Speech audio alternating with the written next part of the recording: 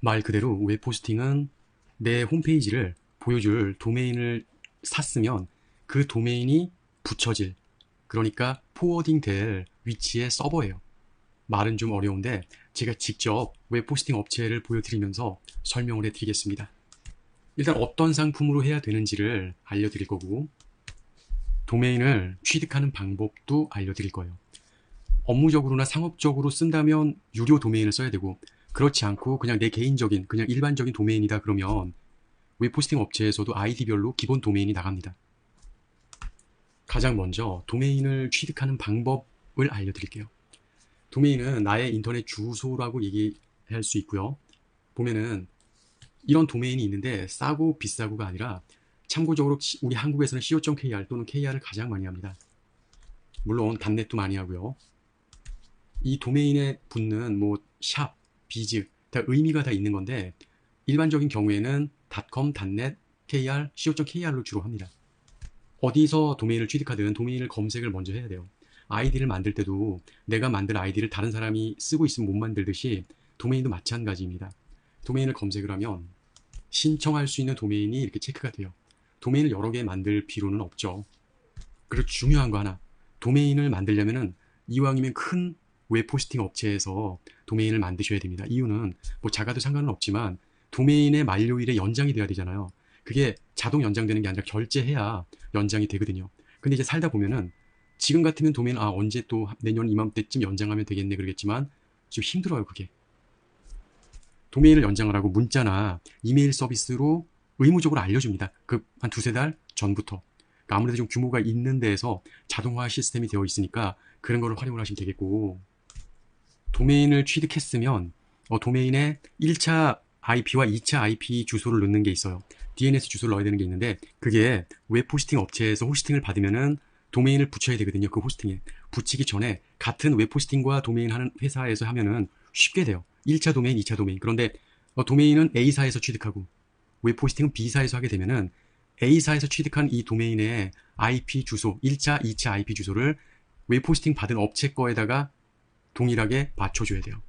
그래서 일단은 웹 호스팅 신청하기를 한번 보도록 하겠습니다. 웹 호스팅은 크게 두 가지예요. 윈도우냐, 리눅스냐.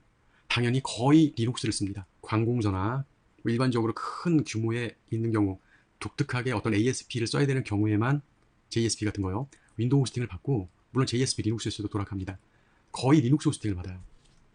밑으로 내리면 여러 가지가 많이 있는데 지금은 거의 리눅스로 하기 때문에 제가 추천해 드릴 거는 일단 이 부분입니다.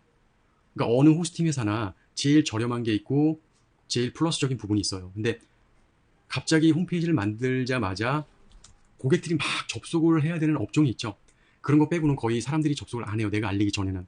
그리고 지금은 만들고 이런 입장이기 때문에 굳이 트래픽, 접속 수에 대한 그런 부담이 없습니다. 그게 바로 트래픽이라는 이런 부분인데, 트래픽은 하루에 내 홈페이지에 와서 웹문서를 만약에 읽잖아요. 그럼 웹문서에 이미지도 있고 일반 CSS 파일도 있고 영상 파일도 있을 거 아니에요. 그걸 합쳐서 하루에 1.6기가를 사용할 수 있다. 이건 뭐냐면은 몇 번 접속해도 이거 끝나요. 왜냐면 웹페이지가 뭐 10K라든가 뭐 5K라든가 30K라든가 그러면은 이거 상당히 상관없을 것 같지만은 거기에 장착된 보여지는 이미지라든가 영상 같은 게 만약에 있다면 이거 트래픽은 금방 끝납니다. 그렇기 때문에 여러분은 반드시 가장 기본적인 거 하면서 웹호스팅 업체에서 하나씩 증설해줘요. 돈을 추가하면은. 거의 용량이 부족해서 서버 이전을 해야 되는 게 아니라 웹호스팅 이전이죠. 용량보다 주로 트래픽이 오버돼서 호스팅을 증설을 해줘야 되는 경우가 이렇게 있어요. 그러니까 처음에는 가장 기본적인 거. 웹 용량은 뭐냐면 홈페이지 만들 때 HTML 문서도 있고 JSP도 있고 CSS 파일, 이미지 파일들이 있죠. 그걸 작업된 걸 다 업로드해서 올린다고 해요. 올리면은 그게 웹에 대한 용량에 들어가는 겁니다. 700메가까지 올릴 일도 사실 없을 거예요. 일반 페이지면요. 왜냐면 일반 페이지는 용량이 작거든요. 그래서 데이터베이스랑은 달라요. 데이터베이스는 이 부분이에요. 무제한이라는 건 뭐냐면 이 웹의 용량 있죠. 700메가죠. 그럼 700메가만큼의 데이터베이스를 주는 거예요. 그리고 일반적으로 처음에는 데이터베이스가 거의 없다고 생각하시면 돼요. 별로. 게시판 막 수십 개 만들고 뭐 회원가입자 엄청 들어오고 뭐 결제 리스트 로그 분석하는 거, 특히 제일 데이터베이스 용량을 많이 잡아먹는 거는 로그 분석하는 겁니다. 뭐 2기가씩도 되고 막 3기가도 되고 그래요. 그렇기 때문에 데이터베이스는 회원가입에 대한 데이터, 게시판에 대한 데이터, 쇼핑몰에서 어떤 가격 정의하고 이런 거 있죠. 그런 걸 불러오는 데이터, 그런 걸로 생각하시면 됩니다. 그리고 지금 요거 크게 부각이 안 됐는데 이미지 CDN, 제가 이전에 강의했던 사항에서 FTP의 CDN이라는 거를 강의해드렸어요. 그거 참고하시면은 트래픽 부하나 속도에 대한 게 만족이 되실 겁니다. 그래서 웹 호스팅을 신청해서 연결하면은 뭘 정해야 되냐면 내 호스팅에 접속을 해야 파일을 업로드하고 삭제하고 할 거 아니에요. 그래서 FTP 아이디나 그런 게 필요합니다. 그래서 웹 호스팅을 받을 때는 반드시 처음에 물어봐요. 아이디랑 비번은 어떻게 할 거냐. 근데 이제 호스팅 업체마다 다른데 아이디랑 비번 중에서 이건 FTP에 대한 아이디랑 비번이고 데이터베이스는 아이디는 같이 써도 비번을 다르게 받는 경우가 있어요. 아니면 데이터베이스 아이디도 따로 받는 경우도 있습니다. 어찌됐든 FTP 비번과 데이터베이스 비번은 분명히 다르게 분리할 거예요. 그 또 하나 데이터베이스에 대해서 접속하는 게 있습니다. PHP 마이어드민 또는 웹호스팅에서 제공하는 GUI 그러니까 그래픽 모드로 해서 데이터베이스를 접속하는 푸띠나 CMD 이런 게 아니라 직접 눈으로 보면서 그래픽을 확인하면서 접속하는 게 있어요. 접속 프로그램을 여러분이 다운을 받아 설치해서 쓰거나 아니면 웹호스팅 업체에서 제공하는 걸 쓰거나 둘 중에 하나입니다. 근데 일반적으로 개인이 홈페이지에 대해서 아주 전문적으로 하기 전에는 데이터베이스를 접속할 일이 거의 없어요. 정말 없어요. 그리고 접속을 모르는 상태에서 한다 그래도 골치만 아파요. 그러니까 데이터베이스 비번이 뭔지, 그러니까 아이디가 뭔지 정한 거 확실히 기억해 놓고 기억보다는 백업해는 알죠, 그거를. 그리고 FTP 아이디랑 비번이 뭔지를 알아야 돼요. 접속이 되면은 내가 업로드하고 다운로드하고 업로드한 파일은 도메인이 있으니까 도메인 주소로 해서 볼 수가 있는 거거든요. 예를 들어서 아이디랑 비번을 받았어요. 내 FTP에 접속을 해야 돼. 그 FTP 프로그램 많잖아요. 저는 파일질라를 씁니다. 뭐 여러분은 편한 걸 쓰세요. 여러분이 만든 아이디와 비밀번호가 등록이 되었다면 가입 축하 이메일이 옵니다. 거기 아이디랑 비번 받은 걸 백업해 놓으시고 FTP 프로그램으로 접속하실 때는 요거 있죠. 사이트 관리자 여기를 열으세요. 그럼 이렇게 나와요. 저처럼 안 나오면은 여기 보면 새 사이트 있죠. 새 사이트 열기를 열면 됩니다.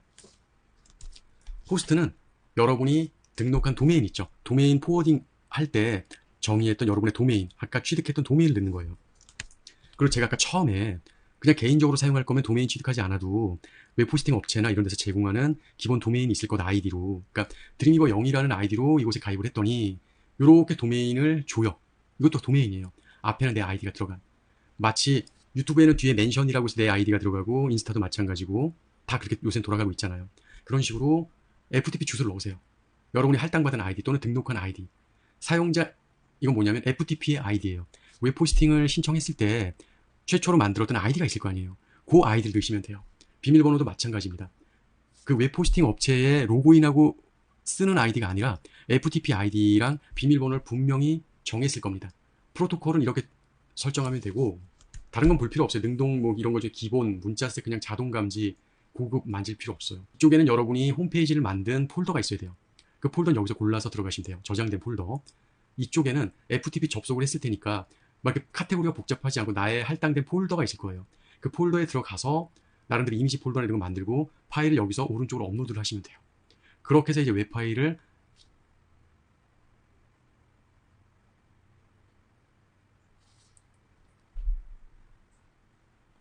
이렇게 해서 FTP 웹 호스팅을 알았으니까 다음 시간에는 아주 쉽게 웹페이지 만들어 올리는 거에서 확인하는 것까지 보여드릴게요. 너무 쉽게 해드릴게요.